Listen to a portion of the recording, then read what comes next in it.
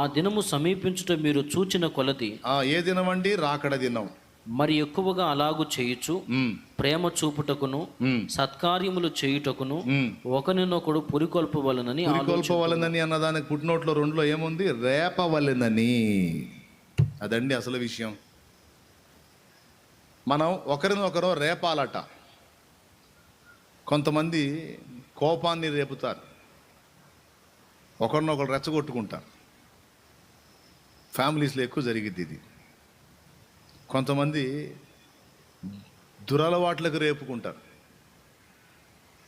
కొంతమంది తాగుబోతులు ఉన్నారు చూడండి, అసలు వాళ్ళు ఎంత అద్భుతంగా ప్రేరేపణ ఇస్తారో. ఒకటి దగ్గర 400 ఉందనుకో, సింగిల్గా తాగడు, కనీసం 2-3 జోడీ చేసుకుంటాడు. పోయి ఎంత ఆప్యాయంగా మాట్లాడుతాడు అనుకున్నా. ఏందిరా, ఏందట్టున్నా, పదా అంటాడు. అంతే, పదా అంటాడు. డబ్బులు లేవురా, నీ దగ్గర లేకపోతే నా దగ్గర లేవంటాయి. ఏమన్నా లేపా, నిజమా? ఉన్నాయా ఏందిరా? ఇదిగో ఎక్కడిరా ఈ లెక్కలన్నీ ఎందుకురా నీకు? పదా తాగు, నువ్వేం తాగుతావు? ఏం తీసుకుందాం పదా. ఏమి ఆప్యాయత, ఏమనురాగం. వీళ్ళిద్దరు పోతా, అరే వాడు కూడా పొద్దున్న దిగులు కనపడ్డాడురా. ఇంకొకడు వాడి కొంపలో కూడా పెట్టాలి చిచ్చు. ఇంకొకడు వాడింటికి పోతారు ఇద్దరు కలిసి. ఎరా ఏయ్ ఆడొస్తాడు ఉస్సురు అనుకుంటా, రాత్రి తాగింది తల పట్టేసి వాడొస్తాడు. పొద్దున్నే ఒక 90 అన్న పడితే కానీ బండి లైన్లో రాదనుకుంటా. ఏదిరా అంటాడు. ఆరా అంటాడు. ఏంది పోయేది? రాత్రి అన్న అయిపోయేది, ఏమి లేవాడా అంటాడు. మా దగ్గర లేపావాయ్.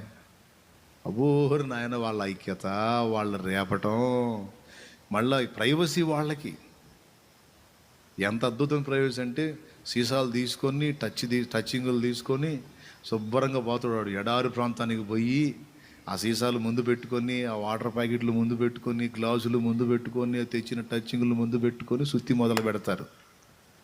సుత్తి మొదలుపెట్టి ఇవన్నీ నాకెట్ట తెలుసు అనుకుంటున్నారా?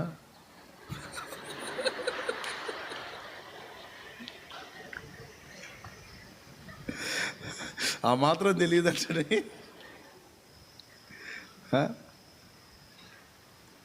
ఆ మాత్రం తెలియదు. నేను బండి వేసుకొని పోతుంటే అక్కడక్కడ తగ్గుతారు, నన్ను చూసి అటు తిరుగుతారు.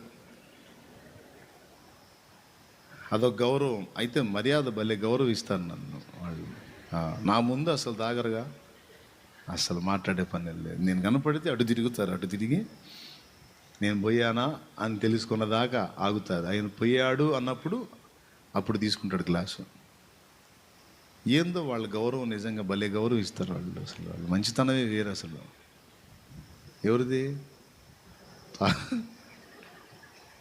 దేవునికి స్తోత్రం. ఇవన్నీ నీకెట్ట తెలుసు అంటే, యేసు ప్రభుని ఎరక్క ముందు తాగుబోతులతో కూడా కూర్చున్నా.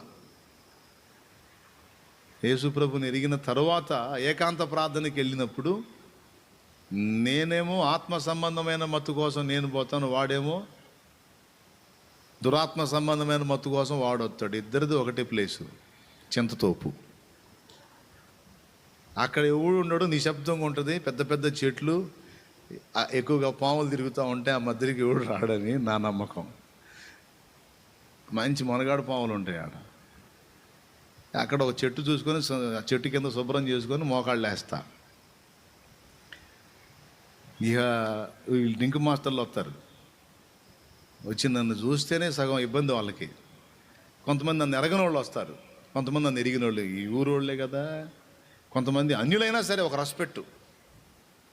ఆయన యేసుప్రభు భక్తుడురా, ఏడెందుకులే పాండి అంటాడు. బళ్ళు తిప్పుకొని వెనకపోతారు. ఒక్కొక్కడు అట్టగా తెలియదు, నన్ను ఎరగనోడు ఉంటాడు చుట్టుపక్కల ఊళ్ళోళ్ళు. అక్కడ దొరికిద్ది వాళ్ళ ప్రైవసీ. చూస్తారు, ఎవరు ఏం చేస్తున్నాడు. నేను ప్రార్థన చేసుకుని బైబిల్ చదువుకుంటూ ఉంటాను. వాళ్ళే చెప్పుకుంటారు, ఏదో పుస్తకం చదువుకుంటున్నాడులే, ఏదో పుస్తకం చదువుకుంటున్నాడు అండి కూడా. బైబిల్ రాదే, బైబిల్ మా కానీ అరే కూర్చున్నప్పుడు అవన్నీ ముందు పెట్టుకొని ఎంత అద్భుతంగా మాట్లాడుకుంటారంటే వాళ్ళ మాటలు, వాళ్ళ సంభాషణ, వాళ్ళ ఆప్యాయత స్టార్టింగ్. అబ్బో ఎంత పురికొల్పుకుంటారో వాళ్ళు, ఎంత రేపుకుంటారో ఆ తాగుడికి. అంతా అయిపోయి సీసాలు బాగలు కొట్టుకొని ఒకడినొకడు కొట్టుకొని పోతారు అప్పుడు ఇంటికి. అది వేరే సంగతి. ముందైతే మాత్రం భలే పురికొల్పుకుంటాడు. త్రాగుడు మత్తుకి ఒకడు పురికొల్పుతాడు, కోపానికి ఒకడు రేపుతాడు, పాపానికి ఒకడు రేపుతాడు, కామానికి కొంతమంది రేపుకుంటారు. కానీ ఇక్కడ దేవుని వాక్యం చెబుతుంది, మనం దేని కొరకు ఒకరినొకరు రేపుకోవాలి అంటే ప్రభు రాకడ కొరకు సిద్ధపడినట్లు మనం ఒకరినొకరం రేపుకోవాలని దేవుని వాక్యం సెలవిస్తుంది. సమాజముగా కూడి, నలుగురంగా కూడి భక్తికి, ఆత్మీయతకు మనం రేపబడాలి. సహజంగా మన నైజం ఏంటంటే ఎవరో వచ్చి మనల్ని రేపాలని మనం ఎదురు చూస్తూ ఉంటాం. జాగ్రత్తగా వినండి, ఇక నేను ముగించబోతా ఉన్నాను, చివరి మాటలు అనుకోండి. ఎవరో వచ్చి మనల్ని రేపాలి అని మనం అనుకుంటాం. కానీ నేను చెప్తున్నాను బిడ్డలారా, మీరందరూ ఒకసారి పక్కన వాళ్ళని చూసి పలకరించి చేతులు కలపండి. పక్కన వాళ్ళని పలకరించి చేతులు కలపండి. ఇట్లా ఒకరి చేతులు ఒకరు కదిలి వందనాలు చెప్పండి. Praise the lord sister, praise the lord brother. పలకరించారా? రైట్. మీరందరూ చాలా మంచోళ్ళు, భక్తిపరులు, ఆత్మీయులు, తెలివిగలవాళ్ళని నా నమ్మకం. తిక్కలోళ్ళు అయితే ఇక్కడికి వస్తారా? లేదు, తెలివిగలవాళ్ళని నమ్మకం. ఎందుకు ఈ మాటలు చెప్తున్నానంటే మీరందరూ బాగా వినండి. మీరందరూ ఎవరికి వాళ్ళు సింగిల్గా ఇలా అనుకోవాలి, నన్ను ఎవరో రేపటం కాదు, నేను ఇతరులను రేపాలి. చెప్పుకోండి, ఎవరికి వాళ్ళు చెప్పుకోండి. నన్ను ఎవరో పురికొల్పటం కాదు, రేపటం కాదు, నేనే ఇతరులను పురికొల్పాలి, రేపాలి. దేనికి? భక్తికి. మొట్టమొదటిది, ఇంట్రెస్ట్ ఉంటే రాసుకో, దేవభక్తి సాధనకి. కొంతమంది బలహీనులండి, ఎవరో వచ్చి కదిలిస్తే కానీ వీళ్ళు స్పందించరు. కానీ నా బిడ్డలుగా మీరు అలా ఉంటూ నాకు ఇష్టం లేదు. ఎందుకంటే ఇప్పుడు నేనున్నాను, నన్ను ఎవరు పురికొల్పుతారండి చెప్పండి? ఇప్పుడు లోకానికి దూరంగా, పాపానికి దూరంగా, దేవునికి దగ్గరగా, ఆత్మీయతకు దగ్గరగా. ఇప్పుడు కాదండి, 24 ఏళ్ల వయసు ఉన్నప్పుడు కదా నేను దేవుని పనికి వచ్చింది. 24, 25 ఏళ్ళు అనుకోండి, అప్పుడు కదా నేను దేవుని పనికి వచ్చింది. ఇప్పుడు మీలో 24, 24 సంవత్సరాల వయసు ఉన్న వాళ్ళు చేతులు ఎత్తండి. 24 ఏళ్ళు అన్న నాకు అన్నవాళ్ళు చేతులు ఎత్తండి. లేదా అంతకంటే ఎక్కువ ఉంది, నాకు 25, 26, 27, చాలా తక్కువ మంది ఉన్నారు 24 ఏళ్ళు. అవునా? ఏమండి, 24, 25 ఇయర్స్ అంటే ఎట్లా ఉంటుందండి? వాడి మైండ్ ఎట్లుంటుంది ఒకసారి ఊహించండి. నన్ను ప్రోత్సహించేదానిక నాకు ఎవరు లేరు అందుబాటులో. హైదరాబాద్లో ఒక 2-3 ఏళ్ళు, 2.5 ఏళ్ళు నేను అక్కడ పరిచర్లో కొనసాగాను, విశ్వాసిగా కొనసాగాను. అక్కడ నడిచింది. వర్క్ ఉంటే వర్క్కు పోవటం, లేకపోతే పోయి మందిరంలో కూర్చోవటం. అక్కడ దైవజనుడి సాంగత్యం లభించింది, సహోదరుల సహవాసం లభించింది, అక్కడ నడిచింది. కానీ ఆ తర్వాత అక్కడ నుంచి చిలకలూరుపేట వచ్చిన తర్వాత ఇక దేవుని పనికి నేను ఎప్పుడు వచ్చానా అంటే 24, 25లో వచ్చాను. ఇంచుమించు 20, 21లో పట్టబడ్డాను. ఒక 4 ఏళ్ళు విశ్వాసయాత్ర నడిచింది. తర్వాత సేవకు వచ్చాను. సేవకు వచ్చినప్పుడు 24 లేక 25 మధ్యస్థ వయసు నాది. బాయ్ వినండి. మరి ఆ ఏజ్లో అటు సంఘ సహవాసం లేదు, ఇటు సేవకు వచ్చాను. నన్ను ఎవరు రేపుతారు? ప్రార్థనకి నన్ను ఎవరు పురికొల్పుతారు? ఉపవాసాలకి నన్ను ఎవరు రేపుతారు? దేవునితో 3 రోజులు ప్రతిష్ట చేసుకొని దేవునితో ఏకాంతంగా గడపడానికి నాకు ఎవరు నేర్పుతారు? ఎవరు పురికొల్పుతారు? ఎవరు కదిలిస్తారు? ఎవరు రేపుతారు? ఆత్మల భారం కొరకు ఎవరు రేపుతారు? సువార్త ప్రకటన కొరకు ఎవరు రేపుతారు? ఎవరున్నారు నాకు? ఒక్కసారి ఊహించండి మీరు. ఇప్పుడైనా ఎవరున్నారు? ఒక్కసారి ఆలోచన చేయండి. మీకు తెలుసా బిడ్డలారా, పరిశుద్ధాత్మే నాకు పురికొల్పు, పరిశుద్ధాత్మే నన్ను రేపినవాడు. నేను విన్న ఆ వాక్యాలు నా గుండెల్లో భద్రం చేసుకుంటే నాలో ఉన్న పరిశుద్ధాత్మ ఆ వాక్యాలను గుర్తు చేసి, నువ్వు పద, ప్రార్థనకి పద, ఏకాంతానికి పద, 3 రోజులు నాతో ఉండు, నువ్వు కాస్త నేను నిన్ను బలపరుచుకుంటాను, 3 రోజులు నాతో ఉండు, ఒక 5 రోజులు నాతో ఉండు, ఇదిగో ఈ రోజంతా కొంచెం నా సన్నిధిలో ఉండు అని నన్ను గదిలిస్తే నేను సింగిల్గా పోకుండా ఇంకొంతమందిని గదిలిచ్చేవాడిని. అట్లా వెళ్దావా ఏకాంతానికి? ఒక 3 డేస్ గడుపుదాం, వస్తారా? 3 రోజులు ప్రార్థనలో ఉందాం, వస్తారా అని ఒకరిద్దరినన్నా గదిలిద్దామని గదిలిచ్చేవాడిని. నన్నేమో దేవుడు గదిలిస్తాడు, ఆలోచననిచ్చి పద ఏకాంత ప్రార్థనకు పద, కొంచెం ప్రత్యేకంగా నేను సిద్ధపరచుకోవాలి, కాసేపు నాతో గడుపుదు కానీ పద అని దేవుడు పిలిస్తే, కొర్నేలి నువ్వు యొప్పేకు మనుషుల్ని పంపించి సీమోను పేతును తెప్పించుకో అంటే, కొర్నేలి ఒక్కడు కూర్చోకుండా మొత్తం జనం మొత్తాన్ని పిలిచి కూర్చోబెట్టినట్టు నేను సింగిల్గా నా ఒక్కడే అనుకోకుండా ఇతరులు కూడా చెప్పి ఇతరులను తీసుకొని పోయేవాడిని. 3 రోజులు, 5 రోజులు, 2 రోజులు, 1 రోజు, ఒక్కోసారి ఎప్పుడు దేవుడు ప్రేరణ కలిగిస్తే అప్పుడు లేచి వెళ్ళిపోయేవాడిని. నేను అంటున్నాను ఏంటంటే, మీలో ప్రతి ఒక్కరు కూడా అలా తయారు కావాలంటున్నాను. నా ఆశ అది, దేవుని ఆశ కూడా అదే. మీరు ఎలా తయారు కావాలి? ఈరోజు మీకు అనువైన ఏర్పాట్లన్నీ దేవుడు చేశాడు, అనువైన ఏర్పాట్లన్నీ దేవుడు చేశాడు. ఇప్పుడు చల్లబడింది దేవుడి కృప వల్ల. మొన్నటిదాకంటే అవసరాన్ని బట్టి చేసుకున్న కాటికి పని చేసుకొని, ఏమో శరీరం బలహీనత వచ్చి బాగలేకపోతే 3 రోజులు మానుకోమా పని? చెప్పండి ఒక మాట. ఇప్పుడు బాగలేక అడ్డం పడ్డాం అనుకో, 5 రోజులేంది, 10 రోజులేంది, గట్టిగా మలేరియానో టైఫాయిడ్ వచ్చిందనుకో 15 రోజులు మనిషిగాడు. డెంగ్యూ వచ్చిందనుకో దాదాపు 1 రోజులు మనిషిగాడు. డెంగ్యూ వస్తే అది వచ్చి లైన్లో ఉన్నంతసేపు బాగానే ఉంటుంది, అది తగ్గిన తర్వాత ఉంటుంది అసలు సంగతి. డెంగ్యూ ఫీవర్ స్పెషల్ అది. డెంగ్యూ ఫీవరు వచ్చినప్పుడు ఓకే, అది తగ్గిన తర్వాత డేంజర్. 4 అడుగులు కూడా వేయలేడు మనిషి, ఊరకనే నీరసం అయిపోతాడు. ఎంతమందికి వచ్చిందండి డెంగ్యూ? బాగా నేను డెంగ్యూ గురయ్యాను అన్న వాళ్ళు చేతులు ఎత్తండి. ఆ డెంగ్యూ బలహీనతకి, జ్వరానికి ఎట్లుంటుంది? జ్వరం ఉన్నప్పుడు ఓకే, అది తగ్గిపోయిన తర్వాత డేంజర్ స్టార్ట్ అయిద్దా కాదా? అసలు 20-21 రోజు దగ్గర మనిషి లైన్లోకి రాడు. అవునా? డెంగ్యూ జ్వరం వస్తే ఎన్నో లెగ్గొడతావు, దండం పెట్టి మళ్ళీ ఎట్టయితే ఎట్టయ్యా అని కూడా అంటానే లేదు వాడు అనరు. సావమంటావు ఏందండి, సావమంటావా, నా వల్ల కాదు అని ఎగ్గొడతావు. మలేరియా వస్తే 5-6 రోజులు, టైఫాయిడ్ వస్తే 15 రోజులు మనిషిగాడు, మామూలు జ్వరం వస్తే కనీసం 3 రోజులు. అట్టనుకోవా, అట్టనుకో. నీకు నువ్వే, నాకు నేనే, మనకు మనమే పురికొల్పుకోవాలి. ఆ దినం సమీపమయ్యే కొద్దీ లోకానికి దూరంగాను దేవునికి దగ్గరగా మనం సమీపించాలి, దేవునికి దగ్గర కావాలి, భక్తి సాధన చేయాలి. ఏమమ్మా ఆడపిల్లలు, ఈరోజు సన్నిధి ఉంది, ప్రార్థన కొరకు ఏర్పాటు ఉంది.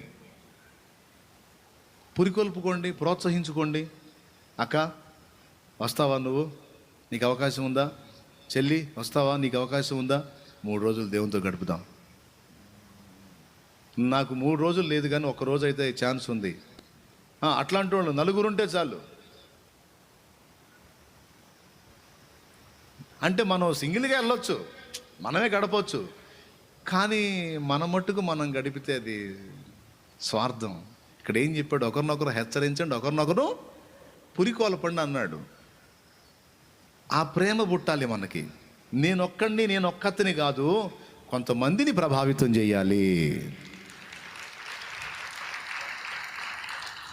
ఏం చేయాలి? నేను ఒక్కతిని కాదు, కొంతమందిని కదిలించాలి.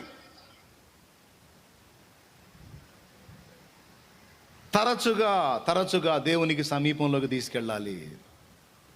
వాళ్ళని కొంచెం ఈ చల్లబడింది ఉపవాసం ఉండొచ్చు, గ్యాస్ ట్రబుల్ లేకపోతే, షుగర్ బీపీలు లేకపోతే. నీకు ఒకటి తెలుసా? గ్యాస్ ట్రబుల్ లేకపోతే మిగిలినవి ఉన్నా కూడా ఫాస్టింగ్ ఉంటే అవి కంట్రోల్ అవుతాయి.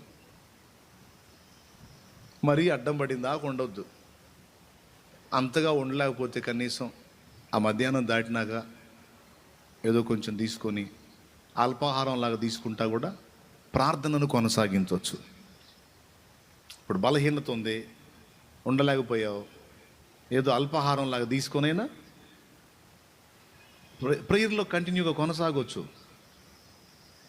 నువ్వు జ్యూస్ ఎందుకు తాగావు అనడం, నీరసం వచ్చి కళ్ళు తిరిగేటట్టు ఉన్నాయి ప్రభా, ఓకే క్యారీ ఆన్. జ్యూస్ తాగావా, లేకపోతే జామ పండు తిన్నావా, లేకపోతే ఆయన సన్నిధిని కాచుకున్నావా లేదా? ఉండగలిగే ఓపిక ఉంది, గ్యాస్ ట్రబుల్ లాంటివి లేవు, రైట్, మంచి ఉపవాసం ఉండొచ్చు, కఠిన ఉపవాసం ఉండవచ్చు. ఏదండి అట్లా ఒకరినొకరు పురికొల్పుకునే వాళ్ళు ఏరి, భక్తికి రేపేవారేరి, ఆత్మీయతకు రేపేవారేరి, దేవునితో గడపడానికి పరిశుద్ధాత్మ అగ్ని చేత మండటానికి రేపుకునేవారేరి.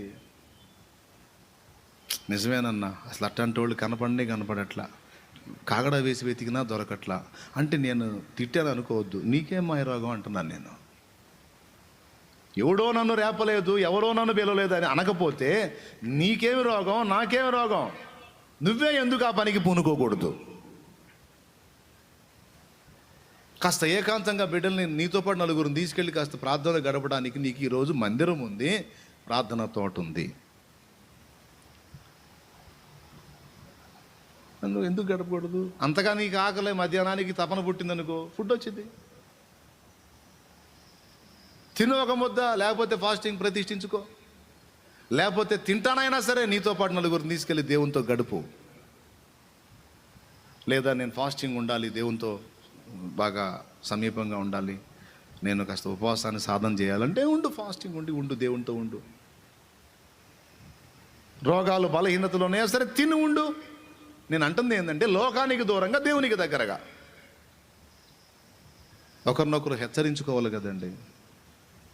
కానీ ఎట్లా తయారయ్యారు విశ్వాసులంటే, ఎవరో ఒకళ్ళు వచ్చి ప్రోత్సహించి పురికొలిపి పిలిస్తే తప్ప మేల్కోటల్లా.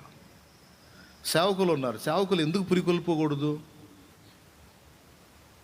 సంఘాన్ని కొంతమందిని తయారు చేసుకొని వెంట తెచ్చుకొని దేవునితో గడుపుకునే ప్రక్రియ ఎందుకు చేయకూడదు? ఆత్మీయత చావకుండా బతికుండాలంటే మనందరం దీన్ని సాధన చేయాలి. బిడ్డలారా గుర్తుపెట్టుకోండి, మీరందరూ కూడా దేవుణ్ణి వెంబడిస్తున్నారు, తర్వాత షాలేమురాజు అనేవాడిని మీరు వెంబడిస్తున్నారు. మన అనుభవాలు నేను చెప్పినప్పుడు మీరు వాటిని సీరియస్గా ఎందుకు తీసుకోరు? పాయింటే కదా, నేను ఇప్పుడిప్పుడే ఎదుగుతున్నాను. ఇంకొకటి, 2 విధాల లాభం. నువ్వు ఆత్మీయంగా బలంగా ఉంటావు, నువ్వు ఏ అగచాట్లతో శోధించబడుతున్నావో దానిలోంచి పరిష్కారం కూడా వచ్చింది. ఉపవాస ప్రార్థనలోనో లేకపోతే ఏకాంతంగా దేవునితో గడిపేటువంటి అనుభవంలో, ప్రార్థనలో శోధన తొలగిపోయేటువంటి విషయం ఉందని రాశాడుగా గ్రంథంలో. యాకోబు రాసిన పత్రిక 5:13 ఏం చెప్పాడు? మీలో ఎవరికైనా శ్రమ సంభవించినా అతడు ప్రార్థన. ఏం రాశాడక్క? ఏం రాశాడు యాకోబు రాసిన పత్రిక 5:13లో? చూడు, యాకోబు రాసిన పత్రిక 5:13 ఏం రాశాడు? మీలో ఎవరికైనా శ్రమ సంభవించినా అతడు ప్రార్థన చేయవలెను.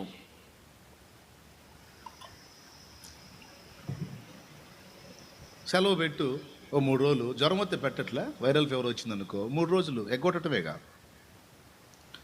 జ్వరంలో పోయి చేస్తాయింది. మలేరియా వచ్చింది 5 రోజులు, 6 రోజులు, వారం రోజులు. టైఫాయిడ్ వచ్చింది 15 రోజులు. డెంగ్యూ వచ్చింది 4 రోజులు. ఏం చేస్తాయింది? ఎంత పోటుగాడు అయినా బొబ్బవలసింది ఆడ. మరి డెంగ్యూ వస్తే ఏం చేస్తా? ఎంత బలవంతురాలైనా సరే అది కూర్చోవాల్సిందే. నెలలు ఉండమంటలేదుగా, సంవత్సరాలు ఉండమంటలేదుగా. అరే 3 రోజులు గడపవాయా, నీతో పాటు నలుగురిని గదిలిచ్చవాయా,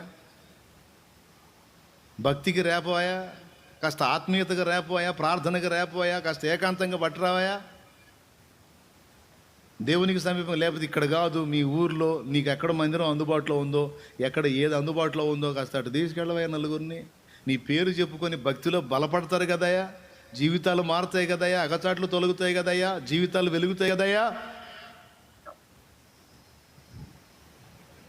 ఏమ్మా, ఎంతమంది ఒప్పుకుంటారో? కరెక్టే నన్ను అన్నాడు. నేను చెప్పినప్పుడు ఎట్నే స్పందిస్తున్నారు, అదే నా బాధ. కోటం అయిపోయి ఆ మేన్ అనగానే మళ్ళీ ఎప్పుడు కాలు ఇట్టిట్టే.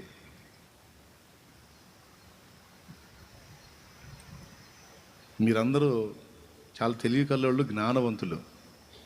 ఈ విషయాన్ని శత్రువు నిన్ను గ్రహించకుండా చేస్తాడు, కానీ అలా ఉండొద్దు. దేవుని బిడ్డలు, అలాగే దేవుడు నాకు అప్పగించిన ఆత్మలుగా మీరందరూ కూడా మిమ్మల్ని మీరు ప్రభావితం చేసుకుంటూ ఇతరులను కూడా వెలిగించే దీపాలు కావాలని నా తండ్రి ఆశ, నా ఆశ.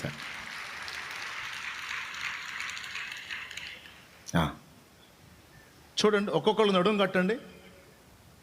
భక్తికి, ఆత్మీయతకి, ప్రార్థనకి, ఉపవాసానికి ఒక్కడు ఇంకొకడిని, ఇంకా నలుగురిని హెచ్చరించడం నేర్చుకోండి. ముందు అసలు వాళ్ళు మండటం ఏమో కానీ ఇతరులను హెచ్చరించడం మొదలుపెట్టిన నువ్వు మండుతావు.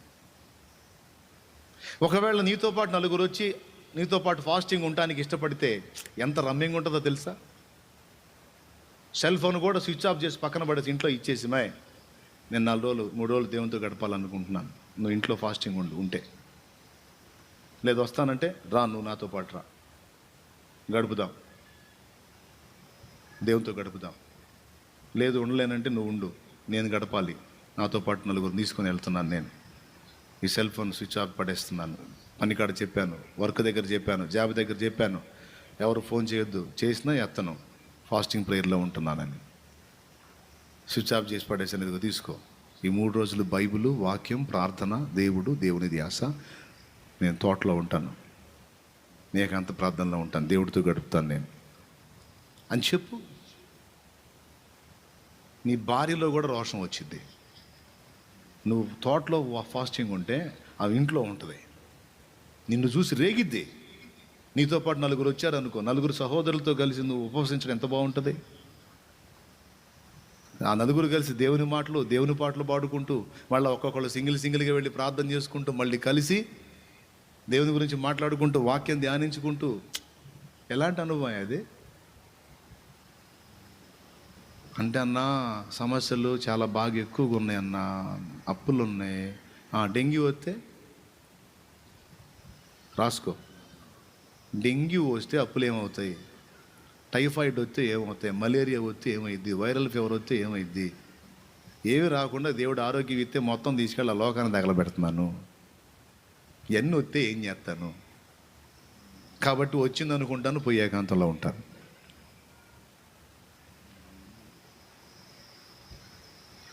కదిలించాలి. అలా కదిలించి ఇతరులను ప్రభావితం చేసే దానిలోనే నాయకుడు తయారవుతాడు, నాయకురాలు తయారైద్ది. అది ఇక్కడ పాయింట్.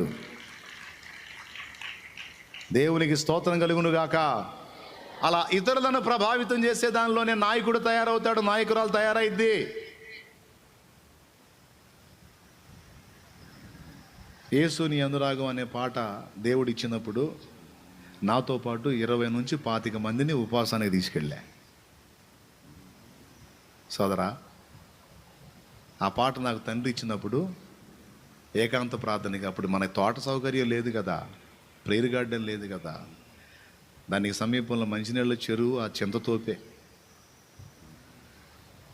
తుమ్మ చెట్లు ఉన్నాయి. తుమ్మ చెట్లు నీడ లేక తుమ్మ చెట్లు చెలుక్కొని వాటి కింద నీడ కింద శుభ్రం చేసుకొని అక్కడ మోకాళ్ళు వేసేవాడిని.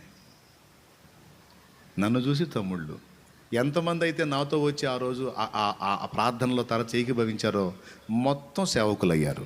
ఒక్కొక్కడు 2-3 సంఘాలు కట్టి నడిపిస్తున్నారు.